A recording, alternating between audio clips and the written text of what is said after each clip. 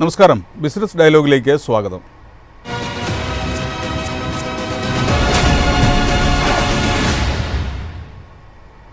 കേന്ദ്രമന്ത്രി നിർമ്മല സീതാരാമൻ പാർലമെന്റിൽ അവതരിപ്പിച്ച കേന്ദ്ര ബഡ്ജറ്റ് കേരളത്തെ സംബന്ധിച്ചിടത്തോളം വലിയ പ്രതിഷേധങ്ങൾക്കും രാഷ്ട്രീയ വാദപ്രതിവാദങ്ങൾക്കുമാണ് വഴി തുറന്നിരിക്കുന്നത്. ബീഹാറിനും ആന്ധ്രാപ്രദേശിനും പ്രത്യേക പാക്കേജുകൾ പ്രഖ്യാപിച്ചപ്പോൾ കേരളം ഒരിക്കൽ കൂടി അവഗണിക്കപ്പെട്ടു എന്ന ശക്തമായ പരാതിയാണ് സംസ്ഥാനത്തു നിന്ന് ഉയരുന്നത്. വികസിത ഭാരതം എന്ന ലക്ഷ്യത്തിലേക്കുള്ള ചുവടുവയ്പുമായി കേന്ദ്ര സർക്കാർ ഇതിനെ വിശേഷിപ്പിക്കുമ്പോൾ AIIMS, Sabari railway, rubber subsidy തുടങ്ങിയ കേരളത്തിൻ്റെ ദീർഘകാല ആവശ്യങ്ങൾ ഇത്തവണയും കടലാസിൽ ഒതുങ്ങിയോ? സഖ്യകക്ഷികളെ പ്രീണിപ്പിക്കാൻ ബീഹാറിനും ആന്ധ്രയ്ക്കും ലഭിച്ച പരിഗണന കേരളത്തിന് നിഷേധിക്കപ്പെട്ടോ? ഇത് കേരളത്തോടുള്ള രാഷ്ട്രീയ പകപോക്കലാണോ? നികുതി വിഹിതത്തിൻ്റെ കാര്യത്തിൽ കേരളം നേരിടുന്ന വിവേചനം ഒരു യാഥാർത്ഥ്യമാണോ? ഈ വിഷയമാണ് ഇന്ന് ബിസിനസ് ഡയലോഗ് ചർച്ച ചെയ്യുന്നത്.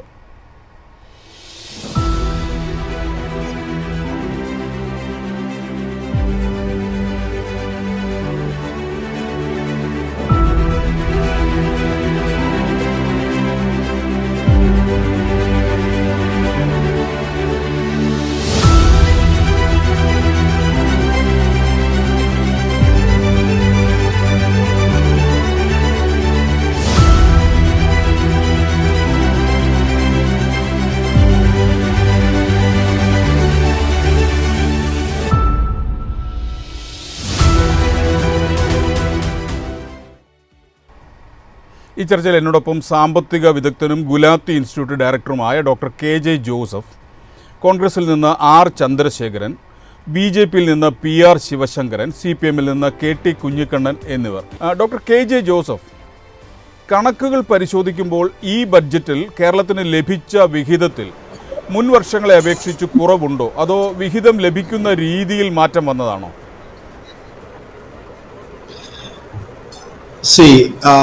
ഇങ്ങനെ ഒരു ടോട്ടൽ എക്സ്പെൻഡിച്ചർ അനുസരിച്ച് നോക്കുമ്പോൾ ഏതാണ്ട് 53.4 ലക്ഷം കോടി രൂപയുടെ മുതൽ മുടക്ക് മൊത്തം എക്സ്പെൻഡിച്ചറുള്ള ഒരു ബഡ്ജറ്റിനെ പറ്റി നമ്മൾ സംസാരിക്കുമ്പോൾ കേരളത്തിന് കഴിഞ്ഞ വർഷത്തെക്കാളും കിട്ടിയതിൽ കറക്റ്റ് എക്സാക്റ്റ് എമൗണ്ട് ഞാൻ നോക്കിയിട്ടില്ല. I must tell you that I didn't look at that. The fact of the case നമുക്ക് നോക്കേണ്ടത് എന്താ വെച്ചാൽ, എനിക്ക് ഇതിനെപ്പറ്റിയുള്ള കാഴ്ചപ്പാട് എന്ന് പറഞ്ഞാൽ, ഇങ്ങനെയുള്ള കാര്യങ്ങൾ നമ്മൾ അപഗ്രഥിക്കുമ്പോൾ നമ്മൾ മനസ്സിലാക്കേണ്ട ചില വസ്തുതകൾ. ഒന്ന്, ഈ ബജറ്റ് അജണ്ട 2047 ഇന്ത്യയെ ഒരു വികസിത ഭാരതമാക്കുവാൻ വേണ്ടി അടിവരയിടുന്ന ഒരു ബജറ്റാണ്.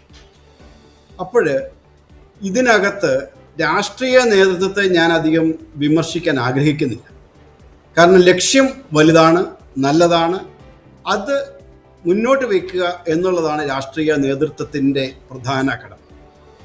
ആ രാഷ്ട്രീയ നേതൃത്വത്തെ സപ്പോർട്ട് ചെയ്യുന്ന ഇൻ്റലക്ച്വൽ ബാക്കപ്പ് ഒരിക്കൽ മിസ്റ്റർ ചിദംബരം പറയുകയുണ്ടായി, ഒരു ഫൈനാൻസ് മിനിസ്റ്റർ സംസാരിക്കുന്ന ഒരു സെൻറ്റൻസിൻ്റെ പുറകിൽ ഏറ്റവും കുറഞ്ഞ 10 സാമ്പത്തിക ശാസ്ത്രജ്ഞന്മാരുടെ മണിക്കൂറുകളോളമുള്ള വർക്ക് ഉണ്ടെന്ന്. അപ്പോൾ ഞാൻ ചിന്തിക്കുന്നത്, എന്താണ് ഇന്ത്യയെ ഒരു വികസിത രാജ്യമാക്കുവാൻ വേണ്ടിയുള്ള നമ്മുടെ വഴി? എന്താ ഈ വഴി കണ്ടുപിടിക്കുന്നതിൽ നമുക്ക് മുമ്പ് നടന്ന സൗത്ത് കൊറിയയെ പോലെ രാജ്യത്തിൽ നിന്നും അല്ലെങ്കിൽ ചൈനയിൽ നിന്നും നമ്മൾ എന്ത് പഠിച്ചു, എന്ത് കൊണ്ടു, എന്ത് തള്ളി, എന്താണ് നമ്മുടെ മാർഗം? അപ്പം നോക്കുമ്പോൾ എന്താണ്, നമുക്ക് പല സമീപനങ്ങളാകാം. എൻ്റെ കാഴ്ചപ്പാടനുസരിച്ച് നമ്മൾ 951 നമ്മൾ ഒരു സ്വാതന്ത്ര്യം ലഭിച്ച സമയത്ത്, നമുക്കന്ന് പുതിയ പ്ലാനിങ് തുടങ്ങിയ സമയത്ത് നമുക്ക് എല്ലാ സംസ്ഥാനങ്ങളെയും ഒരുപോലെ കൊണ്ടുപോകുക എന്നുള്ളതായിരുന്നു നമ്മുടെ ലക്ഷ്യം. ഇന്ന് നമ്മുടെ ലക്ഷ്യം വ്യത്യസ്തമാണ്. ഇന്ന് ലക്ഷ്യം വ്യത്യസ്തമാണെങ്കിൽ അതിനനുസരിച്ച് നമ്മുടെ ചിന്താധാരയിൽ മാറ്റമുണ്ടായിട്ടുണ്ടോ? If you want to achieve this kind of a agenda 2047, you should be focusing on those states who can contribute to that growth process. ആ പ്രോസസ്സിലേക്ക് കോൺട്രിബ്യൂട്ട് ചെയ്യുന്ന സംസ്ഥാനങ്ങളിൽ ഏറ്റവും വലിയ പങ്ക് വഹിക്കുന്ന ഒരു സംസ്ഥാനമാണ് കേരളം. അപ്പം അങ്ങനെയുള്ള സാഹചര്യത്തിൽ നമുക്ക് ചെയ്യേണ്ടത് Our strategy should not be one of penalizing the performers, but promoting the performers. Along with that, ഒരു കാലത്ത് നമുക്ക് സമാനത സന്തുലിതമായിട്ടുള്ള പ്രാദേശിക വികസനമാണ് ആവശ്യമെങ്കിൽ ഇന്ന് നമുക്ക് വേണ്ടത് അതിനോടൊപ്പം തന്നെ we should be also, while hand holding the laggards, we should have a strategy of not actually promoting, at least not penalizing the performers. അപ്പോൾ ആ രീതി നോക്കുമ്പോൾ കേരളത്തിനെ പറ്റിയുള്ള കാഴ്ചപ്പാട് കണ്ടതനുസരിച്ച് കേരളത്തിൻ്റെ നമുക്ക് ചോദിച്ചതൊന്നും ലഭിച്ചിട്ടില്ല. 10-29 ഡിമാൻഡ്സ് വെച്ചതിനകത്തൊന്നും എത്തിച്ചിട്ടില്ല. ഇപ്പോൾ സാധാരണക്കാർ പറയുന്ന രീതിയിൽ നമുക്ക് ലഭിച്ചത് വളരെ കുറവായിരുന്നു എന്നുള്ളതൊക്കെയാണ് നമ്മുടെ കാഴ്ചപ്പാടുകൾ. ഇതാണ് ഞാൻ ഉദ്ദേശിക്കുന്നത്. അതിനകത്ത് സംഭവിച്ചേക്കുന്നത് എന്താ വെച്ചാൽ ഒരു ചിന്താധാരയിലെ ഒരു പാപ്പരത്വം. രണ്ടാമത്തെ കാര്യം പറഞ്ഞു വന്നാൽ നമുക്കറിയാം ഇൻവെസ്റ്റ്മെന്റിനൊക്കെ നമ്മൾ മുതൽ മുടക്കുന്നുണ്ട്. അതേസമയം ചരിത്രം പരിശോധിച്ചാൽ മനസ്സിലാക്കുന്നത് ഉയർന്ന വളർച്ചാ നിരക്കിലൂടെ വികസനം സാധിച്ച രാജ്യങ്ങളെല്ലാം തന്നെ ശാസ്ത്ര സാങ്കേതിക വിഷയങ്ങളിൽ ആറാണ്ടി ഇൻവെസ്റ്റ്മെന്റിൽ നന്നായി ഇൻവെസ്റ്റ് ചെയ്തിട്ടുണ്ട്. ഉദാഹരണത്തിന് 1990-ൽ ഇന്ത്യയും ചൈന ഇന്ത്യയേക്കാൾ കുറവായിരുന്നു. അന്ന് നമ്മൾ മൊത്തം ആഭ്യന്തര ഉൽപ്പാദനത്തിന്റെ 0.9% നമ്മൾ സ്പെൻഡ് ചെയ്ത സമയത്ത് ചൈന 0.7 ആയിരുന്നു. ഇന്ന് ആ ചൈന അവിടെ നിന്ന് 2.5% ഇൻവെസ്റ്റ് ചെയ്യുമ്പോൾ നമ്മൾ അവിടെ നിന്ന് 3-4 പടി താഴോട്ട് പോയി ഇന്ന് 0.65% നമ്മൾ സ്പെൻഡ് ചെയ്യുന്നുള്ളൂ. ഇങ്ങനെയുള്ള മാറ്റങ്ങളിൽ മാറ്റം ഉണ്ടാകുവാനുള്ള യാതൊരു തര മാർഗങ്ങളും നമ്മൾ ബജറ്റിൽ കാണുന്നില്ല. ഉദാഹരണത്തിന് നമ്മൾ എന്താ ചെയ്യുന്നത്? we are building big chases, but there is no engine. In big chases we are building investment. We are 2.3 ലക്ഷം കോടിയുടെ ഇൻവെസ്റ്റ്മെന്റ് നടത്തുന്നുണ്ട് ഇൻഫ്രാസ്ട്രക്ചറിൽ. പക്ഷേ ഇൻഫ്രാസ്ട്രക്ചറിന് മാത്രം വളർച്ചയുണ്ടാവില്ല എന്ന് മനസ്സിലാക്കണം. ശരി. അപ്പം ഞാൻ പറഞ്ഞു വരുന്നത് നമുക്ക് ആത്യന്തികമായിട്ട് ഒരു basically we have a major positive severe deficit in what is called your analytical perspectives. ആ പെർസ്പെക്റ്റീവിലെ ദാരിദ്ര്യം അതാണ് നമ്മൾ അഡ്രസ് ചെയ്യുന്നത്. ശരി. ശ്രീ PR ശിവശങ്കരൻ, എന്തുകൊണ്ടാണ് കേരളത്തോട് മാത്രം ഈ അവഗണന? കേരളത്തിൻ്റെ ദീർഘകാലമായ ആവശ്യങ്ങളായ എയിംസ് പോലുള്ള അടിസ്ഥാന ആവശ്യങ്ങൾ പോലും ഇത്തവണയും നിഷേധിക്കപ്പെട്ടു. അപ്പോൾ കേരളത്തോട് അടിസ്ഥാനപരമായി എന്തെങ്കിലും വിവേചനമുണ്ടോ ഈ ബജറ്റിനെ വളരെ ഒരു എക്കണോമിക്കൽ പേപ്പറായി വായിക്കുന്ന അല്ലെങ്കിൽ അതിൻ്റെ ഒരു സബ്ജക്റ്റൂടെ വായിക്കുന്ന ആർക്കും തോന്നുമെന്ന് ഞാൻ വിശ്വസിക്കുന്നില്ല. കാരണം ഇതിൽ നിങ്ങൾ പറയുന്നത് കേരളത്തിനെ എയിംസ് ഒഴിവാക്കി എന്ന ഒരു ആരോപണമാണെങ്കിൽ എയിംസ് എത്ര എണ്ണമാണ് കഴിഞ്ഞ വർഷങ്ങളായി വന്നത്? അത് ഈ ബജറ്റിൽ മറ്റേതെങ്കിലും സംസ്ഥാനത്തിന് പ്രത്യേകമായി എയിംസ് നൽകിയിട്ടുണ്ടോ?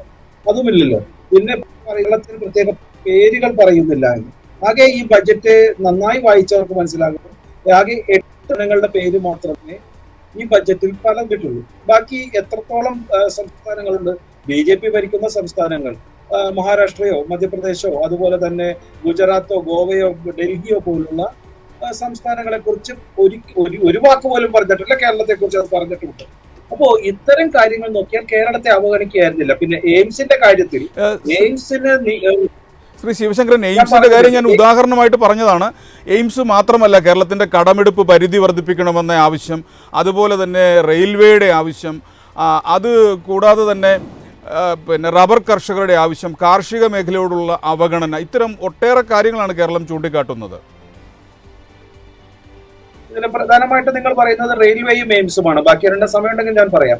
എയിംസിന്റെ കാര്യത്തിൽ നമുക്കറിയാം കോഴിക്കോട് ആണ് ആകെ ഒരു സ്ഥലം ഏറ്റെടുത്ത് കൊടുക്കാന്ന് പറഞ്ഞത്. വളരെ കൃത്യമായി സംസ്ഥാനങ്ങളോട് പറഞ്ഞിട്ടുണ്ട്, അല്ലെങ്കിൽ എയിംസിന്റെ രൂപരേഖയിൽ തന്നെ പറഞ്ഞിട്ടുണ്ട് 200 ഏക്കർ ആണ് നിർബന്ധമായും വേണ്ട സ്ഥലം. 2, അതിന് 4 ലൈൻ ഹൈവേ കണക്ടിവിറ്റി വേണം. നിർഭാഗ്യവശാൽ ഈ കിനാനല്ലൂർ ആ ഏരിയയിൽ ആകെ 115 ഏക്കറേ ഉള്ളൂ. 4 ലൈൻ കണക്ടിവിറ്റി ഇല്ല. പിന്നെ എങ്ങനെ എടുത്തു കൊടുക്കും?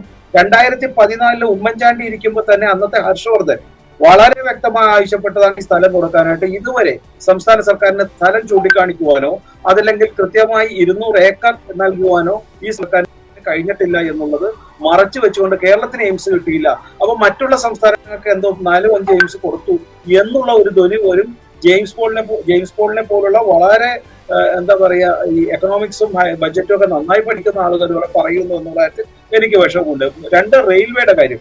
റെയിൽവേയുടെ വികസനത്തിന് എവിടെയാണ് സ്ഥലം ലഭിക്കുക എന്ന് ഇന്ന് നമുക്കറിയാം. റെയിൽവേക്ക് ഒരു സെക്കൻഡ് ലൈൻ പോലും തേർഡ് ലൈൻ പോലും ഉണ്ടാക്കുവാനായിട്ട് വേണ്ടത്ര സ്ഥലം എടുക്കുവാനായിട്ട് ഹൈ വാല്യൂ ആണ് ഇവിടുത്തെ കോസ്റ്റ്. അതുകൊണ്ട് ഒരു സെപ്പറേറ്റ്, ഇപ്പൊ നമുക്കറിയാം സംസ്ഥാന സർക്കാർ തന്നെ പുറപ്പെടുവിച്ചിട്ടുള്ള കേരയിൽ പോലുള്ളതിന് തന്നെ വന്ന എതിർപ്പുകൾ. അതുകൊണ്ട് ബജറ്റിൽ പ്രധാനപ്പെട്ട ഒരു റെയിൽവേക്ക് ഈ 3000 കോടി രൂപ കൊടുത്തിട്ടുണ്ടെങ്കിലും ഞാൻ വിശ്വസിക്കുന്നു അത് കുറച്ചുകൂടി ആകാമായിരുന്നു. പക്ഷെ നിർഭാഗ്യവശാൽ ഇവിടെ സ്ഥലമെടുപ്പിന് വളരെ കൂടുതൽ ഒരു ബുദ്ധിമുട്ടുണ്ടാകും എന്നുള്ളത് കൊണ്ടാണ് ഇത്തരത്തിലുള്ള പദ്ധതികൾ വൈകുന്നത്. പക്ഷേ ഞാൻ ബലമായി തീർച്ചയായും വിശ്വസിക്കുന്നു ഒരു സ്പീഡ് റെയിൽവേ കോറിഡോർ ഉടനെ വരും. അപ്പോൾ ഇത്തരത്തിലുള്ള ട്രാവൽ പ്രോഗ്രാം അവസാനിക്കുമെന്ന് ഞാൻ വിശ്വസിക്കുന്നു. പക്ഷെ ഇത് മാത്രമായിട്ട് ഒരു പൊളിറ്റിക്കൽ രൂപരേഖയായിട്ട് ഈ ബഡ്ജറ്റിനെ കാണരുത്. ആ കാലഘട്ടം കഴിഞ്ഞു. ഇപ്പോ ആകെ ഭാരതത്തിന്റെ വളർച്ച ഒരു ടോട്ടാലിറ്റിയിലാണ് ഈ ബഡ്ജറ്റിന്റെ വളർച്ചയെ നമ്മൾ കാണേണ്ടത്. നോക്കൂ, നല്ല നല്ല കാര്യങ്ങൾ ഇപ്പൊ 62% സ്കിൽ ഡെവലപ്മെന്റും ടോട്ടൽ റൂറൽ ഡെവലപ്മെന്റിന് വേണ്ടി മാറ്റിവെച്ചിട്ടുണ്ട്. ഇപ്പൊ റൂറൽ ഡെവലപ്മെന്റിന് ഇവിടുത്തെ സംസ്ഥാനത്തെ പല രാഷ്ട്രീയ കക്ഷികളും പറയുന്നത് റൂറൽ ഡെവലപ്മെന്റ് MGNRA സ്കീമിന്റെ അല്ലെങ്കിൽ ഇപ്പോഴത്തെ EBG RAM സ്കീമിന്റെ ആ സ്കീമിന്റെ റേറ്റ് കുറയ്ക്കുമ്പോൾ 39,000 കോടിയാണ് UPA സർക്കാർ മാർക്ക് ചെയ്തിരുന്നത്. ഇന്ന് അത് ഏതാണ്ട് 1 ലക്ഷം കോടിയായിരിക്കുന്നു. 125 ദിവസം എന്ന് എക്സ്റ്റെൻഡ് ചെയ്യുമ്പോൾ വീണ്ടും 30,000 കോടി വരെ മാറ്റിവെക്കുന്നു. അപ്പൊ റൂറൽ മേഖലയ്ക്കുള്ള ഫണ്ട് അലോട്ട്മെന്റ് എത്രത്തോളം കൂടുതലാണെന്ന് ഇത് വായിക്കുന്നവർക്ക് മനസ്സിലാവും. ഇത് നന്നായിട്ട് വായിക്കുന്നവർക്ക് മനസ്സിലാവും. അതുപോലെ തന്നെ ഈ സംസ്ഥാനങ്ങൾക്ക് ഉപകാരമായി ഇവിടെ അദ്ദേഹം പറഞ്ഞത് R&D ഇൻവെസ്റ്റ്മെന്റിന്റെ കാര്യമൊക്കെ പറഞ്ഞു. പക്ഷെ 12.2 ലക്ഷം കോടിയാണ് ക്യാപെക്സ് ഇൻവെസ്റ്റ്മെന്റ് വരുന്നത്. ഇതിൽ R&Dക്ക് ഇല്ല എന്ന് അദ്ദേഹത്തോട് ആരാ പറഞ്ഞത്?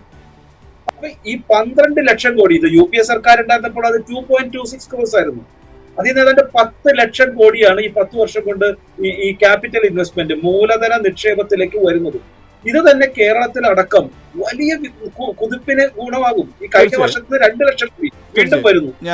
കാരണം ബജറ്റിന് ഒരു പൊളിറ്റിക്കൽ രൂപരേഖയായോ അല്ലെങ്കിൽ ഒരു തിരഞ്ഞെടുപ്പിന് മുൻപിൽ ഏതെങ്കിലും സംസ്ഥാനത്തിന് കോരിവാരി കൊടുക്കേണ്ട ഏതെങ്കിലും രേഖയായോ കണ്ടു പരിചയമുള്ള സാമ്പത്തിക വിദഗ്ധർക്കും രാഷ്ട്രീയക്കാർക്കും പറ്റുന്ന ഈ ബഡ്ജറ്റ് വായനയിലെ ഒരു തെറ്റായ വായനയാണ് എന്ന് ഞാൻ വിശ്വസിക്കുന്നു. വ്യക്തമാണ്. നമുക്ക് അടുത്ത ഘട്ടത്തിൽ അതിനെക്കുറിച്ച് വിശദമായി ചർച്ച ചെയ്യാം. ശ്രീ R. ചന്ദ്രശേഖരൻ, UDF MPമാർക്ക് പാർലമെന്റിൽ കേരളത്തിന്റെ ശബ്ദമായി മാറാൻ കഴിയുന്നില്ല എന്നൊരു ആരോപണത്തെ എങ്ങനെ കാണുന്നു? ഒരു പ്രധാനപ്പെട്ട സബ്ജക്റ്റാണ് നമ്മൾ സംസാരിക്കുന്നത്. ഒരു രാജ്യത്തിനെ സംബന്ധിച്ച് പ്രത്യേകിച്ചും സ്വപ്നതുല്യമായ പദ്ധതികളുമായി 1947 മുതൽ 2047 വരെയുള്ള ഒരു കാലഘട്ടത്തെ ലക്ഷ്യം വെച്ചുകൊണ്ടുള്ള ഒരു സർക്കാരിന്റെ പ്രയാണമാണ്. അതിൻ്റെ 12ാമത്തെ വർഷമാണ് നമ്മളിപ്പോൾ ഈ ബഡ്ജറ്റ് ചർച്ച ചെയ്യുന്നത്. അതിൻ്റെ പക്ഷെ ഇപ്പോ യഥാർത്ഥത്തിൽ നമ്മുടെ മുമ്പിലുള്ള ബഡ്ജറ്റ് 53.4 മിസ്റ്റർ ജോസഫ് പറഞ്ഞ പോലെ അത്രയും ഭീമമായ ഒരു ബഡ്ജറ്റ് അവതരിപ്പിക്കുന്ന ഒരു ഭാരത സർക്കാർ, ആ സർക്കാരിന്റെ മുമ്പിലുണ്ടാകേണ്ട പ്രയോറിറ്റീസ് എന്തൊക്കെയാണെന്നുള്ളത് കൃത്യമാകണം. അതിനകത്ത് രാഷ്ട്രീയമൊക്കെ മാറിയിരിക്കട്ടെ. പക്ഷേ ഒരു ബഡ്ജറ്റ് എന്ന് പറയുന്നത് കേവലം രാഷ്ട്രീയമായ സമാഹരണമല്ലല്ലോ. അതൊരു രാജ്യത്തിന്റെ മുഴുവൻ വിഭവ സമാഹരണവും അതിന്റെ വിതരണക്രമവുമാണ് ബഡ്ജറ്റ് എന്ന് ആന്റിസിപ്പേറ്റ് ചെയ്യുന്നത്. അപ്പൊ അതുകൊണ്ട് തന്നെ രാഷ്ട്രീയത്തിനുപരിയായി ഒരു രാജ്യത്തിന്റെ ഗവൺമെന്റിന് ജനാധിപത്യപരമായി തിരഞ്ഞെടുക്കുമ്പോൾ ഉണ്ടാകേണ്ട ബാധ്യതകളാണ് ഇവിടെ ഇതിന്റെ ആങ്കർ തന്നെ സൂചിപ്പിച്ച കേരളം എന്ന സംസ്ഥാനം. ശ്രീ PR ശിവശങ്കരൻ, സഖ്യകക്ഷികളെ തൃപ്തിപ്പെടുത്താൻ ബീഹാറിനും ആന്ധ്രയ്ക്കും വാരിക്കോരി നൽകിയപ്പോൾ കേരളത്തെ പോലെ നികുതി കൃത്യമായി നൽകുന്ന സംസ്ഥാനങ്ങളെ അവഗണിച്ചു എന്നാണ് ഭരണപക്ഷത്തിൻ്റെ പരാതി. എന്താണ് മറുപടി? അപ്പൊ ഏതായാലും ഈ തെരഞ്ഞെടുപ്പിൽ അത്തരത്തിലുള്ള പരാതിക്ക് യാതൊരു സാധ്യതയുമില്ല. ഞാൻ മനസ്സിലാക്കുന്നത് 2 കാര്യങ്ങളാണ്. സംസ്ഥാനത്തിന്റെ വിഹിതം കുറഞ്ഞു എന്ന് ഇതുവരെ ഒരു ആരോപണം ഉണ്ടായിരുന്നു. പക്ഷേ നിർഭാഗ്യവശാൽ ആ ആരോപണത്തിന് പോലും ഈ 16ാം ധനകാര്യ കമ്മീഷന്റെ കണക്കിൽ അത്തരം ആരോപണത്തിന് പോലും യാതൊരു സാധ്യതയുമില്ല. ഇപ്പൊ 1.9% ആയിരുന്നത് ഇപ്പൊ ഏതാണ്ട് 2.328% ആയിട്ട് ഇൻക്രീസ് ആയിട്ടുണ്ട്. അപ്പൊ ഈ ധനകാര്യ കമ്മീഷന്റെ മാനദണ്ഡങ്ങളിൽ വലിയ മാറ്റങ്ങളും മറ്റും കൊണ്ടാണ് ഇത്തരം റേറ്റിന്റെ ഇൻക്രീസ് വന്നിട്ടുള്ളത്. ഇതില് കേരളത്തിന് ഇത്രയേറെ കൂടിയപ്പോ BJP ഭരിക്കുന്ന സംസ്ഥാനങ്ങൾക്കൊന്നും അത്രയേറെ കൂടിയിട്ടില്ല. മാത്രവുമല്ല BJPയെ ശക്തമായി എതിർക്കുന്ന രാഷ്ട്രീയ കക്ഷികൾ ഭരിക്കുന്ന വെസ്റ്റ് ബംഗാളും അതുപോലെ തന്നെ തമിഴ്നാടും. കോൺഗ്രസിന്റെ കർണാടകയും അടക്കം അവർക്കും ഇതിനേക്കാൾ നല്ലോണം കൂടുതൽ കിട്ടിയിട്ടുമുണ്ട്. BJP ഭരിക്കുന്ന പല സംസ്ഥാനങ്ങളെക്കാൾ കൂടി കിട്ടിയിട്ടുണ്ട്. ഇപ്പോ ഏറ്റവും കൂടുതൽ 7.38% ആണ് വെസ്റ്റ് ബംഗാളിന് കിട്ടിയിട്ടുള്ളത്. അപ്പോൾ ഇവർ ഇത്തരത്തിലുള്ള ആരോപണങ്ങൾ ഉന്നയിക്കുമ്പോൾ പ്രധാനമായും ഇവര് റിസർവേഷൻ പോളിസിയെയും ഇവർ തന്നെ മുന്നോട്ട് വയ്ക്കുന്ന കമ്മ്യൂണിസം എന്ന ഒരു ആശയത്തെ വരെ എതിർക്കുകയാണ്. കാരണം ഇവർ തന്നെ പറയുന്നു കേരളം യൂറോപ്യൻ സ്റ്റാൻഡേർഡിലാണ്, മറ്റു പല സൂചികകളിലും വളരെ ഉയർന്ന രീതിയിലാണ് കേരളം പോകുന്നതെന്ന്. നോക്കൂ, അപ്പൊ കൂടുതൽ വികസിത സ്ഥലത്തേക്കാണോ നമ്മളുടെ ഇൻവെസ്റ്റ്മെന്റും അതേപോലെ തന്നെ നമ്മളുടെ സോഷ്യൽ ഡെവലപ്മെന്റ് സ്കീമിലേക്കുള്ള പണം പോകേണ്ടത്? ഇത്രക്കും അതുപോലെ തന്നെ അവശത അനുഭവിക്കുന്നവർക്കുമല്ലേ സമ്പത്തിന്റെ നല്ലൊരു വിഭാഗം പോകേണ്ടത്? അപ്പൊ ഇവർ എന്ത് കമ്മ്യൂണിസമാണ് പറയുന്നതെന്ന് എനിക്ക് മനസ്സിലാകുന്നില്ല. ഇപ്പൊ ഉദാഹരണത്തിന് ഈ കേരളത്തിന്റെ സംസ്ഥാനത്തിന്റെ 45% ടാക്സ് വരുന്നത് എറണാകുളം ജില്ലയിൽ നിന്നാണ്. അത് മറ്റു പലതും കൊണ്ടൊന്നുമല്ല, BPCL-ഉം ഷിപ്പ്യാർഡും ഒക്കെ ഉള്ളത് കൊണ്ട് കൂടുതൽ റവന്യൂ GST വരുമാനം വരുന്നത് എറണാകുളത്ത് നിന്നാണ്. അപ്പൊ ഞങ്ങൾ എറണാകുളത്തുകാർ പറയാണ്, നിങ്ങൾ അത് കാരണം 45% തിരിച്ച് എറണാകുളത്ത് തന്നെ കൊടുക്കണം, കാസർഗോഡിനും വയനാടിനും ഒന്നും കൊടുക്കരുത് എന്ന് പറഞ്ഞാൽ എങ്ങനെ ഇരിക്കും? അത് സാധ്യമാണോ? അതാണോ രീതി? അതാണോ ഒരു ബജറ്റിന്റെ ഫെഡറലിസത്തിന്റെയും അതുപോലെ തന്നെ ജനാധിപത്യത്തിന്റെയും രീതി? മിനിമം കമ്മ്യൂണിസ്റ്റ് പാർട്ടിയെങ്കിലും അങ്ങനെ പറയുന്നത് എന്തിനാണെന്ന് എനിക്ക് മനസ്സിലാവുന്നില്ല. അപ്പൊ ഇതൊരു ഫെഡറൽ തത്വമല്ല, കമ്മ്യൂണിസമല്ല, റിസർവേഷൻ പോളിസി ഒന്നുമില്ല. അതുകൊണ്ട് ദരിദ്ര രാജ്യങ്ങൾക്ക്, സംസ്ഥാനങ്ങൾക്ക് കൂടുതൽ ഈ പറയുന്ന ബജറ്റിന്റെ വിഹിതം പോകുന്നതിൽ യാതൊരു തെറ്റുമില്ല. അതാണ് സംഭവിക്കുന്നത്. അതുകൊണ്ടാണ് വെസ്റ്റ് ബംഗാളിനും UP-ക്കും ബീഹാറിനുമെല്ലാം കൂടുതൽ പണം പോകുന്നതെന്നാണ് സാമാന്യ യുക്തിക്ക് ഈ ബജറ്റ് പഠിച്ചാൽ മനസ്സിലാകുന്നത്. രണ്ടാമത്തെ, നമ്മൾ എത്രയൊക്കെ പറഞ്ഞാലും ഈ ബഡ്ജറ്റിന് യുവാക്കൾക്ക് കിട്ടുന്ന ഗുണം, അല്ലെങ്കിൽ ഒരു വിദ്യാഭ്യാസത്തിനും സ്കിൽ ഡെവലപ്മെന്റിനും കിട്ടുന്ന ഗുണം നമ്മൾ തിരിച്ചറിയാതിരിക്കരുത്. അത് കേരളത്തിന് കിട്ടില്ല എന്നാരാ പറഞ്ഞത്? ഇപ്പൊ ഉദാഹരണത്തിന് KC വേണുഗോപാൽ വലിയ ആരോപണം ഉന്നയിക്കുണ്ടായിരുന്നു. ദേശീയ തലത്തിൽ ആയുർവേദ യൂണിവേഴ്സിറ്റി, ആയുർവേദ മെഡിക്കൽ കോളേജുകൾ 3 വരുന്നു, അതിൽ കേരളത്തിന്റെ പേരില്ല. ദയവായി ജെയിംസ് പോൾ ഒന്ന് വായിച്ചു പോകും. അതെ, ആ യൂണിവേഴ്സിറ്റി മറ്റേതെങ്കിലും സംസ്ഥാനത്തിന്റെ പേരിലാണ് കൊടുക്കുന്നതെന്ന് അദ്ദേഹം പറഞ്ഞിരുന്നു. അപ്പൊ ഇവരെങ്ങനെയാണ് അത് കേരളത്തിന് ഇല്ല എന്ന് വിചാരിക്കുന്നത്? കേരളത്തിന്റെ ആവശ്യങ്ങൾ കൃത്യമായി ആവശ്യപ്പെടുവാനും അത് ചോദിക്കുവാനും അത് ഉന്നയിക്കുവാനുമുള്ള താല്പര്യം പോലും ഇല്ലാതെ യൂണിവേഴ്സിറ്റി, ഇന്ത്യയിൽ 3 യൂണിവേഴ്സിറ്റി തുടങ്ങും എന്ന കേന്ദ്ര ബഡ്ജറ്റിലെ ഒരു പ്രഖ്യാപനത്തെ ഉടനെ തന്നെ കേരളത്തിലില്ല എന്ന് പറയുന്നത് എത്രത്തോളം വിഡ്ഢിത്തം നിറഞ്ഞതാണ്. ഇത്തരം ആരോപണങ്ങളാണ് ഇവർ ഉന്നയിക്കുന്നത്. മറ്റൊരു കാര്യം, റെയിൽവേയുടെ കാര്യം നിങ്ങൾ കുറച്ചുകൂടി അവധാനതയോടെ ചിന്തിച്ചു നോക്കൂ. ട്രാഫിക് അല്ലെ commuters between the Hyderabad and Chennai, അല്ലെങ്കിൽ ചെന്നൈ ടു ബാംഗ്ലൂർ, അത്രയും ട്രാവലേഴ്സ് ഉണ്ടോ ഒരു കൊച്ചി ടു ബോംബെ, കൊച്ചി ടു ട്രിവാൻഡ്രമോ, കൊച്ചി ടു ബാംഗ്ലൂരോ? അപ്പൊ അതിവേഗ റെയിൽവേ വന്നു കഴിഞ്ഞാൽ അത് ഉപകാരപ്പെടുന്നത് എത്രത്തോളം ആളുകളാണെന്നുള്ള സർവേ കഴിഞ്ഞ 10 വർഷമായി നടത്തുന്നുണ്ട്. കഴിഞ്ഞ 2 വർഷമായി ഫൈനലൈസ് ചെയ്ത ഭാഗമായിട്ടാണ് ഏറ്റവും കൂടുതൽ ട്രാൻസ്പോർട്ടേഷൻ, ഏറ്റവും കൂടുതൽ ഫ്ലൈറ്റ് സർവീസ്, കാരണം അതിന്റെ ചാർജ് കൂടുതലായിരിക്കും. അപ്പോൾ ഏവിയേഷൻ സർവീസിൽ എത്ര പേര് ഉപയോഗിക്കുന്നുണ്ട്, അവരെത്ര പേര് ഇങ്ങോട്ട് ഒരു ഹൈസ്പീഡ് റെയിൽവേ വന്നാൽ കൺവേർട്ട് ആവും. ഇത് മനസ്സിലാക്കിയിട്ട് വേണ്ടേ ഹൈസ്പീഡ് റെയിൽവേ കോറിഡോർ തുടങ്ങാൻ? അതല്ലാതെ ഇന്ന് തന്നെ നമുക്കറിയാം, ഇവിടുത്തെ വന്ദേ ഭാരതിൽ പോലും നമുക്കറിയാം ഹൈ എൻഡ് എക്സിക്യൂട്ടീവ് ക്ലാസ്സിലൊന്നും വലിയ ആളുകളില്ല, കാരണം പ്രൈസ് കൂടുതലാണ്. അപ്പൊ അത്തരം ട്രാഫിക് ഒരു കണക്ക് കൂട്ടി എടുത്താൽ മാത്രമേ അതിവേഗ കോറിഡോറും അതിവേഗ പാസഞ്ചർ റെയിലും ഗുണകരമാവുകയുള്ളൂ. അതിന്റെ കൂടെ ഒരു പക്ഷേ ഭാവിയിൽ വരാൻ പോകുന്ന ഗുഡ്സ് ട്രാഫിക്കും കൂടി ഗുണകരമായാൽ മാത്രമേ അത്ര വലിയ ഇൻവെസ്റ്റ്മെന്റ് മുതലാകുകയുള്ളൂ എന്നത് നമ്മൾ മനസ്സിലാക്കണം. അതുകൊണ്ട് ബഡ്ജറ്റിന്റെ ബേസിക് സ്റ്റാൻഡേർഡ്സ് പോലും മനസ്സിലാകാതെ ഇതിനെ വിമർശിക്കാൻ നിൽക്കുന്നതും അതിനോട് ചർച്ച ചെയ്യാൻ നിൽക്കുന്നതും നമുക്ക് അതിനെ പ്രത്യേകിച്ചൊന്നും പറയാനില്ല. കാരണം അവർക്കത് മനസ്സിലാകാഞ്ഞിട്ടാണ്. ബഡ്ജറ്റിന്റെ രീതി മാറിയിരിക്കുന്നു. This is not a political statement. ഇത് പൂർണ്ണമായും എക്കണോമിക്സ് ആണ്. അതല്ലെങ്കിൽ അതിന്റെ യുവാക്കൾക്ക് മുന്നോട്ട് വെക്കുന്ന ഇപ്പൊ ഒരു എക്സാമ്പിൾ നമ്മൾ മനസ്സിലാക്കണം. ഈ ഇലക്ട്രോണിക് മാനുഫാക്ചറിംഗ് സ്കീമിനൊക്കെ കൊടുത്തിരിക്കുന്ന പദ്ധതികളുടെ എണ്ണം, അതുപോലെ തന്നെ ഇപ്പൊ ELI, employment linked incentive, ELI, job, ഒരു തൊഴിൽ കിട്ടുവാനും തൊഴിൽ കിട്ടുമ്പോൾ അത് പുതിയ എക്സ്പീരിയൻസ് കിട്ടുവാനുമുള്ള സ്കീം ELI തുടങ്ങിയിട്ട് 3 വർഷമായി. അതിന് എത്രത്തോളം ഗുണകരമാണെന്ന് ബജറ്റ് രൂപരേഖ പറഞ്ഞിട്ടുണ്ട്. ഒരു സംസ്ഥാനങ്ങളും ഇത് കോപ്പി ചെയ്തിട്ടില്ല എന്ന് മാത്രമല്ല, കേന്ദ്രം വളരെ നന്നായി ചെയ്യുന്ന സ്കീമാണ് ELI, employment linked incentive scheme. ഇത് മനസ്സിലാക്കാൻ പറ്റുന്നില്ല. അതുപോലെ തന്നെ ഏറ്റവും പ്രധാനപ്പെട്ടത് മലയാളികൾക്ക് ഗുണകരമായിട്ടുള്ള കാര്യമാണ് അനിമേഷനും വിഷ്വൽ എഫക്റ്റും ഗെയിമിങ്ങും കോമിക്സും പഠിക്കുവാനുള്ള ഒരു ക്രിയേറ്റീവ് ലാബ്, AVGC. എന്തൊരു മനോഹരമായ പദ്ധതിയാണ്. പുതിയ കാലഘട്ടത്തിൽ ഒരു കണ്ടന്റ് ക്രിയേഷനും അതുപോലെ തന്നെ ഗെയിമിങ്ങും, നമുക്ക് എല്ലാവർക്കും അറിയാം ഇപ്പോ ഗെയിമിങ്ങും അതേപോലെ കോമിക്സുമാണ് ഇന്നത്തെ മാർക്കറ്റിൽ ഏറ്റവും നന്നായിട്ട് വിറ്റുപോകുന്നത്. യുവാക്കൾക്ക് അത്തരം, പ്രത്യേകിച്ച് മലയാളികൾക്ക് അത്തരം പ്രവർത്തനങ്ങൾ ചെയ്യുവാനും ജോലിയിൽ പ്രവേശിക്കുവാനും വലിയ താല്പര്യമുണ്ട്. അവരതിൽ നാച്ചുറലി സ്കിൽഡ് ആണ്, അവരുടെ DNA യിലുണ്ടത്. അപ്പൊ അത്തരം പദ്ധതികൾ കേന്ദ്ര സർക്കാർ ആരംഭിക്കുമ്പോൾ, ഇപ്പൊ സ്കിൽഡ് ഡെവലപ്മെന്റ് അല്ലെങ്കിൽ സ്കിൽഡ് മിനിസ്ട്രി തന്നെ തുടങ്ങിയത് കേന്ദ്ര സർക്കാർ, നരേന്ദ്രമോദി സർക്കാർ അധികാരത്തിൽ വന്നതിന് ശേഷമാണ്. നിർഭാഗ്യവശാൽ കേരളത്തിൽ പോലും അത്തരത്തിലൊരു സ്കീം അല്ലെങ്കിൽ ഒരു മിനിസ്ട്രി തുടങ്ങാൻ കഴിഞ്ഞിട്ടില്ല, ആയുഷ് മിനിസ്ട്രി തുടങ്ങാൻ കഴിഞ്ഞിട്ടില്ല. ഞാൻ താങ്കളിലേക്ക് മടങ്ങി വരാം. പറഞ്ഞു വരുന്നത് പുതിയ കാര്യങ്ങളുണ്ട്, അത് മനസ്സിലാക്കണം. ജെയിംസ് പോളിനെ പോലുള്ള ആളുകൾ ഈ AVGC സ്കീമിൽ യുവാക്കൾക്ക് കിട്ടുന്ന പുതിയ നേട്ടങ്ങളെല്ലാം പറഞ്ഞ് മനസ്സിലാക്കാൻ കൂടി താങ്കളുടെ ഈ സമയം ശ്രമിക്കണം. തീർച്ചയായും താങ്കളിലേക്ക് മടങ്ങി വരാം. ശ്രീ KJ ജോസഫ്, ഇവിടെ ഉണ്ടായിരിക്കുന്ന ആരോപണം ബീഹാർ, ആന്ധ്ര സംസ്ഥാനങ്ങൾക്ക് ലഭിച്ച പ്രത്യേക പാക്കേജുകൾ കേരളത്തിന് ലഭിച്ചിട്ടില്ല എന്നുള്ളതാണ്. ഇതൊരു ധനപരമായ ഒരു ഫിസിക്കൽ ഫെഡറലിസത്തെ എങ്ങനെ ബാധിക്കും? ഇത് സംസ്ഥാനങ്ങളോടുള്ള ഒരു വിവേചനം എന്ന് വിലയിരുത്താൻ കഴിയുമോ? തീർച്ചയായും. നേരത്തെ എനിക്ക് മുമ്പ് സംസാരിച്ച രണ്ടുപേര് പറഞ്ഞ രണ്ട് കാര്യമുണ്ട്. ഒന്നാമത്തെ കാര്യം, ഒരാൾ പറഞ്ഞത് എനിക്ക് വളരെയധികം ഇഷ്ടപ്പെട്ടു. അതായത് ഇതൊരു ഇക്കണോമിക് ഡോക്യുമെന്റ് ആയിട്ട് കാണണം. പക്ഷേ ബജറ്റ് ഒരിക്കലും ഒരു ഇക്കണോമിക് ഡോക്യുമെന്റ് മാത്രമല്ല. There is nothing like pure economics. It's only political economy works here. അപ്പോൾ ആ ഒരു സാഹചര്യത്തിൽ എനിക്ക് ഈ ബജറ്റിന്റെ നെഗറ്റീവ് മാർക്കായിട്ട് കഴിഞ്ഞ ദിവസം മനോരമയോട് ഞാൻ പറഞ്ഞത് അല്പം കൂടി പൊളിറ്റിക്കലി സെൻസിറ്റീവ് ആകായിരുന്നു എന്നാണ്.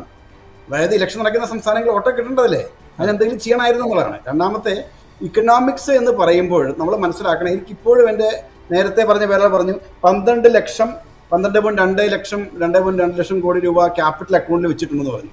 ഞാൻ പറഞ്ഞത് കഴിഞ്ഞതിൻ്റെ മുമ്പത്തെ വർഷം 11.1 വെച്ചപ്പോഴും അതിനുശേഷം ക്യാപിറ്റൽ അക്കൗണ്ടിൽ അതിന് 10 ലക്ഷം വെച്ചപ്പോഴും 11 ലക്ഷം വെച്ചപ്പോഴും ഒക്കെ R&D ഇൻവെസ്റ്റ്മെന്റ് എന്ന് പറയുന്നത് നാണംകെട്ട രീതിയിൽ നമ്മുടെ രാജ്യത്തിന് 0.64% ആണ്. ഞാൻ അവരുടെ ഒരു അഡ്വൈസറി കൗൺസിൽ മെമ്പറാണ്. കഴിഞ്ഞ പ്രാവശ്യം ചെന്നപ്പോൾ നമുക്ക് ആ ഗ്രാഫ് ഇനി കാണിക്കല്ലേ, കാരണം ഞാൻ ചൈനയിൽ also been to China many time. I was also a visiting professor in the university over there. I felt ashamed why we are doing about it. അതുകൊണ്ട് ഞാൻ ഈ വർഷം രണ്ടെങ്കിലും ആക്കണം. ഞാനിപ്പോൾ writing a piece saying that we should put a target saying that we should aim at. 1986 ഞാൻ PhD ചെയ്യുന്ന സമയത്ത് ജയറാം രമേശ് അന്ന് അബിദ് ഹുസൈന് ഡോക്യുമെന്റ് എനിക്ക് വായിക്കാൻ തന്നതാണ്. ഇന്ത്യയുടെ R&D ഇൻവെസ്റ്റ്മെന്റ് 2% മാറ്റണം, കാരണം ഇന്ന് കൊറിയയ്ക്ക് 2% ഉണ്ടെന്ന്. അന്ന് 86-87 കാര്യം പറയാം. ഇന്ന് നമുക്ക് സാധിച്ചില്ല. ഇന്ന് പുറകോട്ട് പോയിട്ട് 0.65% ഉള്ളൂ എന്ന കാര്യം മനസ്സിലാക്കി. ഞാൻ രണ്ടാമത്തെ കാര്യം ഞാൻ മനസ്സിലാക്കി, എന്താണ് എനിക്ക് ഏറ്റവും വലിയ ഇഷ്ടപ്പെട്ടേക്കുന്നത് എന്താ അറിയാമോ? ഒരു ഇന്ത്യ ഒരു വികസിത രാജ്യമാക്കണം എന്നുള്ള ലക്ഷ്യം പറഞ്ഞു എന്നുള്ളതാണ്. That something very very outstanding. എന്നല്ല, ഇനി അടുത്തത് 11 വർഷം മുമ്പ് മേക്ക് ഇൻ ഇന്ത്യ എന്ന് അനൗൺസ് ചെയ്തപ്പോൾ അന്ന് വെബ്സൈറ്റ് ഞാൻ കയറി നോക്കിയപ്പോൾ അതിനകത്ത് കുറേ ആനയുടെയും കുതിരയുടെ ഒക്കെ പടമുണ്ട്. There is nothing in that. 11 വർഷത്തിന് ശേഷമെങ്കിലും എന്താണ് മേക്ക് ഇൻ ഇന്ത്യ എന്ന് ഈ ബജറ്റ് വളരെ ക്ലിയർ ആയിട്ട് ആർട്ടിക്കുലേറ്റ് ചെയ്യുന്നുണ്ട്. I congratulate the finance minister for that. It is done. But then having said this, when you are dreaming, when you are giving dreams to our നമ്മുടെ യങ്സ്റ്റേഴ്സിന് നമ്മൾ dream കൊടുക്കുമ്പോൾ എന്താണ് നമ്മളുടെ അപ്രോച്ച്, നമ്മുടെ analytical frame work of making a developing economy to a developed economy? Lower middle income കൺട്രികളുടെ രാജ്യത്തെയാണ് നമ്മൾ middle income ആക്കണം, മിഡിൽ ഇൻകം ട്രാപ്പ് ആക്കണം, എന്തിട്ടാണ് നമുക്ക് ഹയർ ഇൻകത്തിലേക്ക് ആക്കാൻ വേണ്ടിയിട്ട്. എന്നിട്ട് നമ്മൾ പറഞ്ഞെന്താണ്, നമ്മൾ 3ാമത്തെ രാജ്യമായിരിക്കുന്നു. എന്താണ്? ജപ്പാനെ കവച്ചു വെച്ചിരിക്കുന്നു. ജപ്പാന്റെ പെർ ക്യാപിറ്റ ഇൻകം എവിടെ? ഇന്ത്യയുടെ പെർ ക്യാപിറ്റ ഇൻകം എവിടെ? നമ്മുടെ 10-11 മടങ്ങ് കൂടുതൽ അതൊക്കെ പറഞ്ഞ് തെറ്റായ ധാരണകൾ ഞങ്ങൾക്ക് കൊടുക്കുകയാണ്. നമ്മൾ അതിന് ചെയ്യേണ്ടതെന്ന് വെച്ചാൽ നമ്മൾ ചിന്തിക്കണം. നമ്മളിപ്പോൾ പറഞ്ഞ നമ്മൾ ആവേശം കൊള്ളുകയാണ്. ഞാൻ ഫിസ്ക്കൽ ഡെഫിസിറ്റ് 4.5% 4.4 ആക്കി. That is not a great achievement. Listen to me. എവിടെ നിന്നാണ് ഈ തോട്ട് പ്രോസസ് ഉണ്ടായത്? ഫിസ്ക്കൽ റെസ്പോൺസിബിലിറ്റി ആക്ട് എന്നുള്ള രീതികൾ വന്നത് ന്യൂസിലാൻഡിൽ തുടങ്ങി യൂറോപ്പിൽ കൂടി കടന്നു വന്ന് ബ്രസീലിൽ കൂടെ പോയി ഇന്ത്യയിലേക്ക് ഏറ്റെടുത്താണ്. എന്താണ് അതിൻ്റെ ഉദ്ദേശം? ഉദ്ദേശിക്കുന്ന വികസിത രാജ്യത്തെ സംബന്ധിച്ച് അവർക്ക് സ്റ്റെബിലിറ്റി വേണം. ആ സ്റ്റെബിലിറ്റിക്ക് വേണ്ടിയാണ് നമ്മൾ ഈ ഫിസ്ക്കൽ ഡെഫിസിറ്റിനെ പറ്റി കൂടുതൽ സംസാരിക്കുന്നത്. നമ്മളെ സംബന്ധിക്കുന്ന, ഞാൻ 65 വയസ്സായി, എന്നെ സംബന്ധിച്ചപ്പോൾ എനിക്ക് ആവശ്യം എന്താണ്? എനിക്ക് സ്റ്റെബിലിറ്റിയാണ്. 2 വയസ്സുള്ള ഒരു കുട്ടിയെ സംബന്ധിച്ചിടത്തോളം കുട്ടിക്ക് എന്താണ് വേണ്ടത്? Growth and stability. ഒരു അവികസിത രാജ്യത്തെ സംബന്ധിച്ചിടത്തോളം വേണ്ടത് ഗ്രോത്ത് ആൻഡ് സ്റ്റെബിലിറ്റിയാണ്. ആ ഗ്രോത്ത് ആൻഡ് സ്റ്റെബിലിറ്റിക്ക് വേണ്ട ഒരു രാജ്യത്തിന് വേണ്ട സൂത്രവാക്യം എന്ത് എന്ന് മനസ്സിലാക്കാനോ അതനുസരിച്ച് ചിന്തിക്കാനോ നമ്മുടെ ഈ പബ്ലിക് ഫൈനാൻസുകാർ മനസ്സിലാക്കുന്നില്ല എന്നുള്ളതാണ് യാഥാർത്ഥ്യം. എന്ന് പറഞ്ഞാൽ ഒരു ജെറിയാട്രീഷ്യനെ പീഡിയാട്രിക് ഡിപ്പാർട്ട്മെന്റിലേക്ക് ചികിത്സിക്കാൻ വിടുന്നതിന് തുല്യമാണ് നമ്മൾ ഇന്നത്തെ ഈ പ്രതിസന്ധിയുടെ കാലത്ത്. നമുക്ക് ഇന്ന് എക്സ്റ്റേണൽ ക്രൈസിയുടെ സമയമാണ്. ഈ സമയത്തൊക്കെ we should not be unnecessarily constraining borrowing. ഇപ്പൊ എന്താ സംഭവിക്കുന്നത്? നമ്മുടെ കഴിഞ്ഞ ദിവസം റിലീസ് ചെയ്ത RBIയുടെ റിപ്പോർട്ട് അനുസരിച്ച് സംസ്ഥാനങ്ങൾ അവരും കടം മേടിക്കുന്നതിന്റെ 93% എന്താണ് what is called they are using for capital investment. അങ്ങനെയുള്ള സംസ്ഥാനങ്ങളെ ഞെരുക്കാനാണ് കേന്ദ്രം. എന്തുകൊണ്ടാണ് അവരുടെ എക്സ്പെൻഡിച്ചേഴ്സ് കുറഞ്ഞത്? സെൻട്രലിൽ നിന്നുള്ള അസിസ്റ്റൻസ് കുറഞ്ഞുകൊണ്ടിരിക്കുന്നു. അതിനകത്ത് കേരളം ഉൾപ്പെട്ടിട്ടുണ്ട്. കേരളത്തിന്റെ റവന്യൂ ഡെഫിസിറ്റ് ഗ്രാന്റ് എന്ന പ്രസ്ഥാനം എല്ലാ ഗ്രാന്റുകളും നമ്മളുടെ ഫൈനാൻസ് കമ്മീഷൻ വേണ്ടെന്ന് വെച്ചു. രണ്ടാമത്തെ കാര്യം അവർ പറയാണ് സെസ് ആൻഡ് സർചാർജ്. കേന്ദ്ര ഗവൺമെന്റിന് യുദ്ധമുണ്ട്, പല പ്രശ്നങ്ങളുണ്ട്. നമുക്കിപ്പം 13% ഇപ്പം നമ്മുടെ സെസ് ആൻഡ് സർചാർജ് വരുന്നത്. ഒന്ന് മനസ്സിലാക്കണം, കാർഗിൽ വാർ നമ്മൾ നടത്തിയ സമയത്ത് 5% ഉണ്ടായിരുന്നുള്ളൂ സെസ് ആൻഡ് സർചാർജ്. അതിനൊരു സീലിംഗ് വെക്കണം എന്ന് എല്ലാ സംസ്ഥാനങ്ങളും ആവശ്യപ്പെട്ടു. അതിനോട് response was very negative. Secondly, എല്ലാ സ്റ്റേറ്റുകളും 50% സംസ്ഥാനങ്ങളെ ഷെയർ ആക്കണമെന്ന് പറഞ്ഞു. അത് 40 നിർത്തിയേക്കാണ്. ഇതൊക്കെയാണ് ഇതിനെ കേൾക്കണം. നമ്മുടെ പ്രൈം മിനിസ്റ്റർ പറഞ്ഞു എന്താണ്? India gross when States grow. Wonderful statement. Only a chief minister turned prime minister can say that. But then when it comes to actions, do you see a manner in which states are promoted? അത് കാണുന്നില്ല. അതാണ് യാഥാർത്ഥ്യം പറഞ്ഞത്. മടങ്ങി വരാം. Shri KT Kunhikannan, കേരളത്തിൻ്റെ ആവശ്യങ്ങൾ നിരാകരിച്ചു എന്നുള്ളത് കൂടാതെ കാർഷിക മേഖലയ്ക്കും റെയിൽവേക്കും പദ്ധതികളില്ല. ഇത് കേരളത്തിൻ്റെ സാമ്പത്തിക ഭാവിയെ പ്രതികൂലമായി ബാധിക്കില്ലേ?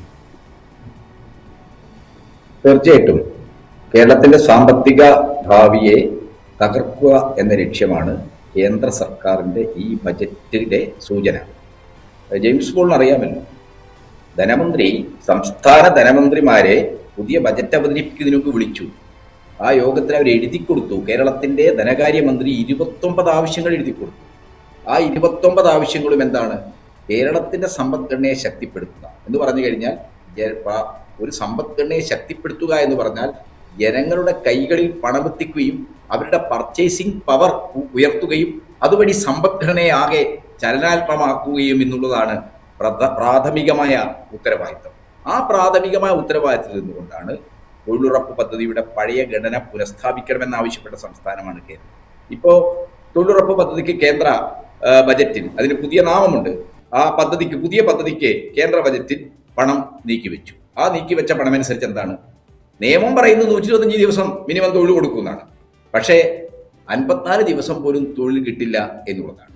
അതുകൊണ്ട് കേരളം ആവശ്യപ്പെട്ടത് പഴയ തൊഴിലുറപ്പ് പദ്ധതിയുടെ, മഹാത്മാഗാന്ധി തൊഴിലുറപ്പ് പദ്ധതിയുടെ ആ അടിസ്ഥാനത്തെ പുനഃസ്ഥാപിക്കണം, ആ ഘടനയെ കൊണ്ടുവരണമെന്നാണ്. അതിൽ നിന്ന് കേന്ദ്രം നിരുത്തരവാദപരമായ സംസ്ഥാനങ്ങളുടെ ആവശ്യം, കേരളത്തിന്റെ ആവശ്യം പരിഗണിക്കാൻ തയ്യാറായില്ല. റബ്ബർ വിലസ്ഥിരതാ ഫണ്ട് 1000 കോടി അനുവദിക്കണമെന്ന് കേരളം ആവശ്യപ്പെട്ടതാണ്. അത് നിഷ്കരണം തള്ളിക്കളഞ്ഞു. ഇവിടെ അതിവേഗ റെയിൽപാതയും എയിംസും മാത്രമല്ല, ഇവിടെ ശിവശങ്കരൻ പറയുന്നത് കേട്ടു, ഈ കിനാലൂരിൽ സ്ഥലമെടുത്ത് ഇന്റർനെറ്റ് ആക്സസ് ഇല്ലാത്ത സ്ഥലമാണ്, റോഡ് ആക്സസ് ഇല്ല. ഇതൊക്കെ ആരാണ് ശിവശങ്കരനോട് പറഞ്ഞത്? ഞാൻ ഈ കോഴിക്കോട് നിന്ന് കിനാലൂരിന് തൊട്ടടുത്ത് നിന്നാണ് ഞാൻ ഈ ചർച്ചയിൽ പങ്കെടുക്കുന്നത്. കേരള സർക്കാർ സ്ഥലം കണ്ടെത്തി അക്വിസിഷനുള്ള നടപടികൾ ആരംഭിക്കുന്ന ഘട്ടത്തിലാണ്. എയിംസ് ഈ വർഷം മാത്രമല്ല, കഴിഞ്ഞ കുറേ വർഷക്കാലമായി കേരളം ആവശ്യപ്പെട്ടുകൊണ്ടിരിക്കുകയാണ്. കേരളത്തിൽ ഇന്ന് കേന്ദ്ര മന്ത്രിസഭയിലുള്ള ഒരു അംഗമാണ് സുരേഷ് ഗോപി. അദ്ദേഹം ഈ എയിംസ് കേരളത്തിൽ അനുവദിക്കപ്പെടുമെന്ന് വലിയ പ്രത്യാശ പരത്തുന്ന പ്രസ്താവനകൾ തുടർച്ചയായി നടത്തിയ ആളാണ്. എന്നിട്ട് ഈ ബജറ്റ് വന്നപ്പോഴെന്താണ്? എന്ന് മാത്രമല്ല, നമ്മുടെ മെട്രോമാൻ ശ്രീധരൻ എന്താണ് എയിംസ് വരുമെന്ന രീതിയിൽ അദ്ദേഹത്തിൻ്റെതായ പ്രസ്താവനകൾ വരെ ഇവിടെ നടത്തി. ജനങ്ങളോട് ഇതാ ഈ ബജറ്റിൽ എയിംസ് നിർദ്ദേശമുണ്ടാകും. എയിംസ് ഇല്ലല്ലോ. കേരളം ആവശ്യപ്പെട്ട 29 ആവശ്യങ്ങളിൽ ഒന്നുപോലും അംഗീകരിച്ചില്ല എന്നുള്ളതാണ് യാഥാർത്ഥ്യം. GST നഷ്ടപരിഹാരം നിർത്തുക വഴി കേരളത്തിന് പ്രതിവർഷം 8000 കോടി രൂപയുടെ നഷ്ടമാണ് ഉണ്ടായിരിക്കുന്നത്. ഈ നഷ്ടം എങ്ങനെയാണ് പരിഹരിക്കുക? അതിനാവശ്യമായ എന്തെങ്കിലും സഹായകരമായ നിലപാട് കേന്ദ്ര സർക്കാർ ഈ ബജറ്റ് വഴി മുന്നോട്ട് വെച്ചിട്ടുണ്ടോ? കേരളത്തിന്റെ ഒരാവശ്യവും അംഗീകരിച്ചില്ല എന്ന് മാത്രമല്ല, നമ്മളിത് ചർച്ച ചെയ്തുകൊണ്ടിരിക്കുമ്പോൾ US ഇറക്കുമതി നയം മൂലം 2500 കോടി രൂപയുടെ നഷ്ടമാണ് കേരളത്തിന് വരിക. കേരളം എന്ന് പറയുന്നത് സമുദ്രോൽപ്പന്നങ്ങളും നാണ്യവിളകളും ഉൽപ്പാദിപ്പിക്കുന്ന കയറ്റുമതി വഴി കേന്ദ്ര സർക്കാരിന് സമൃദ്ധമായി വിദേശ നാണ്യം ശേഖരിച്ചു കൊടുക്കുന്ന സംഭാവന ചെയ്യുന്ന ഒരു സംസ്ഥാനമാണ്. അതുകൊണ്ട് തന്നെ വിദേശ നാണയ ശേഖരത്തെ കേന്ദ്രീകരിച്ച് നാണ്യവിളകൾ ഉൽപ്പാദിപ്പിക്കുന്ന ഒരു സംസ്ഥാനമായതുകൊണ്ടാണ് നമ്മൾ ഭക്ഷ്യ ഉൽപാദനത്തിലൊക്കെ പുറകോട്ട് പോയത്. ആ കാര്യം കൂടി നമ്മൾ കാണണം. അപ്പൊ കേരളത്തിന് എന്ത് തന്നു എന്ന ചോദ്യം വളരെ പ്രധാനമാണ്. അതിൽ നിന്ന് ബജറ്റിൽ മറ്റു ചില പരിപാടികളുണ്ട്, പദ്ധതികളുണ്ട്, യൂത്തിനെ മുന്നിൽ കണ്ടുകൊണ്ടുള്ള ന്യൂജൻ പ്രൊജക്ടുകളുണ്ട് എന്നൊന്നും പറഞ്ഞ് വാചകമടിച്ചിട്ട് കാര്യമില്ല. ശരി, വ്യക്തമാണ്.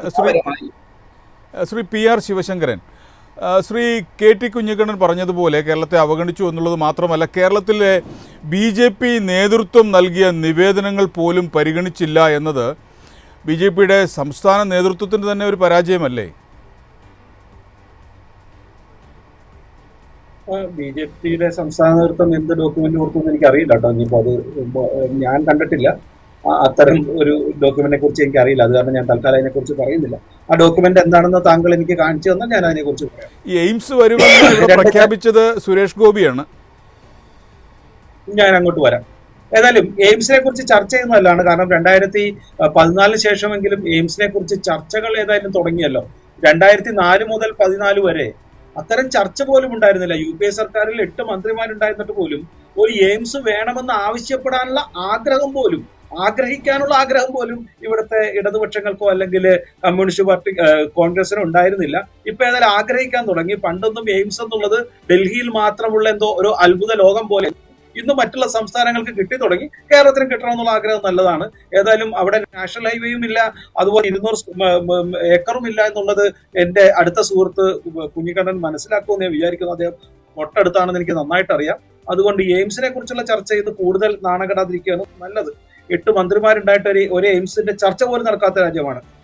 എനിക്ക് ആദ്യമേ ഇഷ്ടപ്പെട്ടത് ഈ budget will be at least A political document, ഒരു മിനിമം ഒരു ചെറിയ പൊളിറ്റിക്കൽ ഡോക്യുമെന്റ് ആവണമെന്നുള്ള ഒരു ആഗ്രഹം എന്റെ ഡോക്ടർ KJ ജോസഫ് പറഞ്ഞിരുന്നു. അങ്ങനെയാണെങ്കിൽ ഇതൊരു പൊളിറ്റിക്കൽ ഡോക്യുമെന്റ് ആയോ തിരഞ്ഞെടുപ്പിന് വേണ്ടിയുള്ള രൂപരേഖയോ ആക്കണമെങ്കിൽ ഇത് പെട്രോളിന് വില കുറച്ചാൽ മാത്രം മതി, കേരളത്തിൽ നിന്ന് പോലും ഞങ്ങൾക്ക് ഒരു 10 സീറ്റ് ഈസി ആയിട്ട് കിട്ടുമെന്ന് അറിയാത്തവരാണോ BJPയുടെ വക്താക്കളും BJPയുടെ പ്രവർത്തകരും? അപ്പോൾ ഇതൊരു രാജ്യത്തിന്റെ വളർച്ച തകർത്തുകൊണ്ടുള്ള സാമ്പത്തിക നേട്ടമോ സാമ്പത്തിക ഗുണകരമായ കാര്യമല്ല.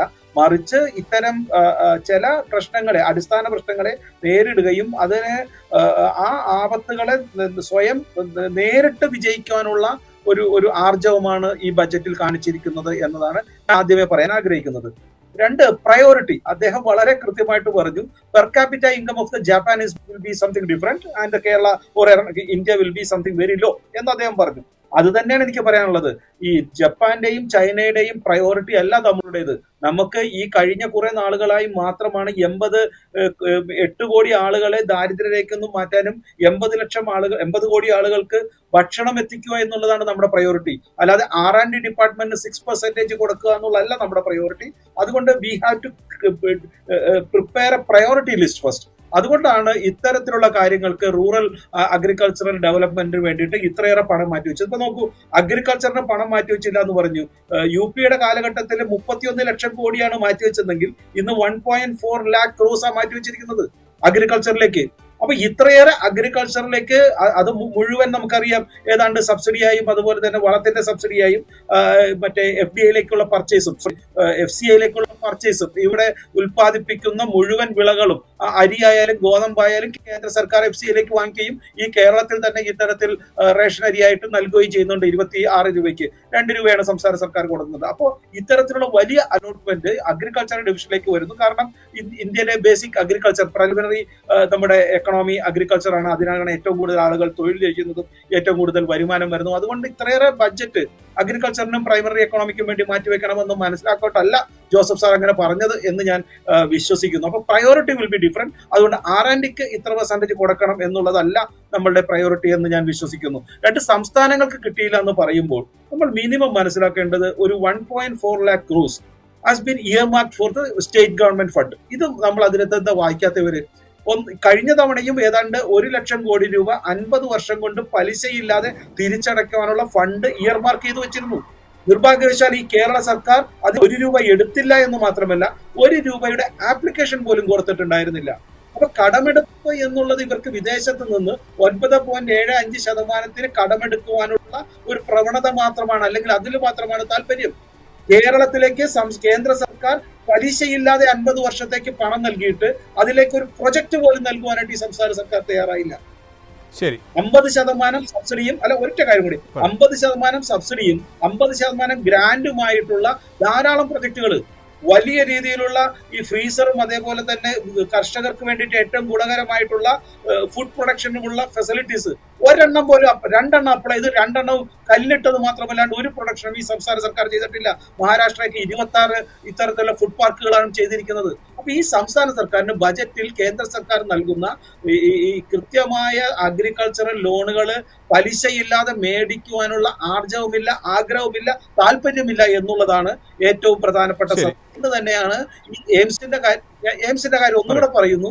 നിങ്ങൾക്ക് 2004 മുതൽ 14 വരെ ഈ ചർച്ച പോലും ഉണ്ടായിരുന്നില്ല. പക്ഷെ ഇപ്പൊ എയിംസിനെ കുറിച്ച് ചർച്ച നടക്കുന്നു. 200 ഏക്കർ തന്നു കഴിഞ്ഞാൽ അവിടെ അടുത്ത ദിവസം എയിംസ് വരുമെന്നുള്ള കാര്യത്തിൽ ഞങ്ങൾക്ക് യാതൊരു സംശയവുമില്ല. പക്ഷെ സംസ്ഥാന സർക്കാർ നിർഭാഗ്യവശാൽ ഉമ്മൻചാണ്ടി തന്നെ നൽകിയ ഉറപ്പ് ഇപ്പൊ പാഴായി പോയിരിക്കുന്നു. 2014 നൽകിയ ഉറപ്പ് പോലും ഇപ്പോഴും സംസ്ഥാന സർക്കാർ നടത്തിയിട്ടില്ലെന്നാണ്. ശരി, വ്യക്തമാണ്. ശ്രീ KT കുഞ്ഞിക്കണ്ണൻ, സംസ്ഥാനം കൃത്യമായ പദ്ധതികൾ സമർപ്പിക്കുന്നില്ല, കേന്ദ്രം വായ്പാ പരിധി ഉയർത്തണമെന്ന ആവശ്യം നിരാകരിക്കുന്നതിൻ്റെ അടിസ്ഥാനം അതുതന്നെയാണ് എന്ന PR ശിവശങ്കരൻ്റെ വാദത്തോട് എങ്ങനെ പ്രതികരിക്കുന്നു?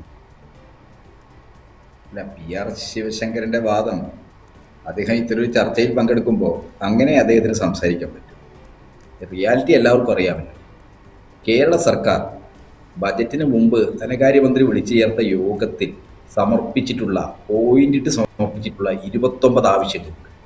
ആ 29 ആവശ്യങ്ങളിൽ നെല്ല് സംഭരണത്തിനുള്ള സൗകര്യം, നെല്ല് മില്ലുകൾ ആരംഭിക്കാൻ, റൈസ് മില്ലുകൾ ആരംഭിക്കാൻ ഇതിന് 2000 കോടി സപ്ലൈക്കൊക്കെ അനുവദിക്കണമെന്ന് കേരള സർക്കാർ ആവശ്യപ്പെട്ടതില്ലേ? എന്തുകൊണ്ട് പരിഗണിച്ചില്ല? ഇങ്ങനെ ഓരോ ആവശ്യത്തെയും നിരാകരിക്കുകയാണ്. അങ്ങനെ നിരാകരിച്ചിട്ട് എന്താണ്, കേന്ദ്രം എന്തൊക്കെയോ നൽകുന്നുണ്ട്, അതൊന്നും കേരളം ആവശ്യമായ പ്രൊജക്റ്റ് സമർപ്പിക്കാത്തതുകൊണ്ട് ഇല്ലാതായി പോവുകയാണ് എന്ന ഒരു നെറേഷൻ ഉണ്ടാക്കാനാണ് ശ്രമിക്കുന്നത്.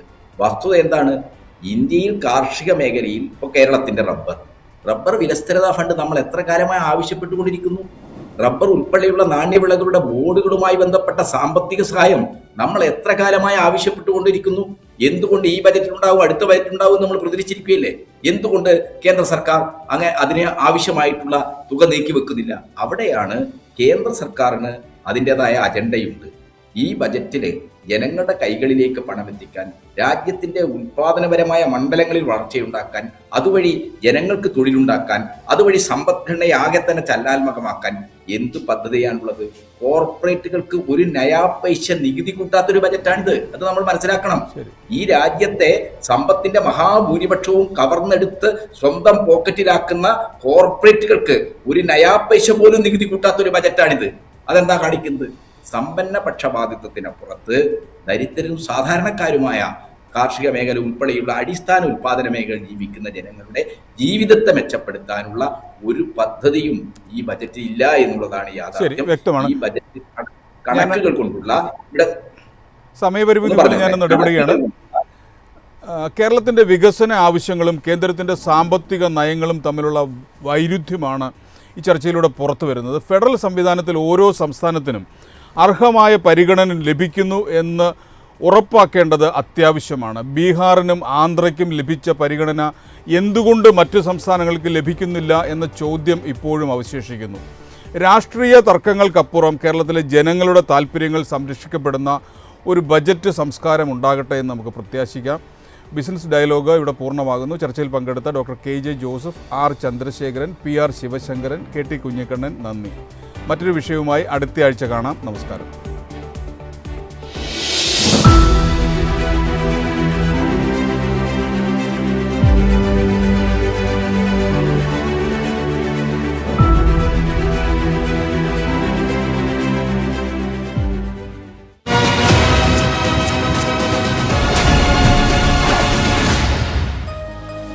എളുപ്പത്തിൽ സമ്പാദ്യം വളർത്താം.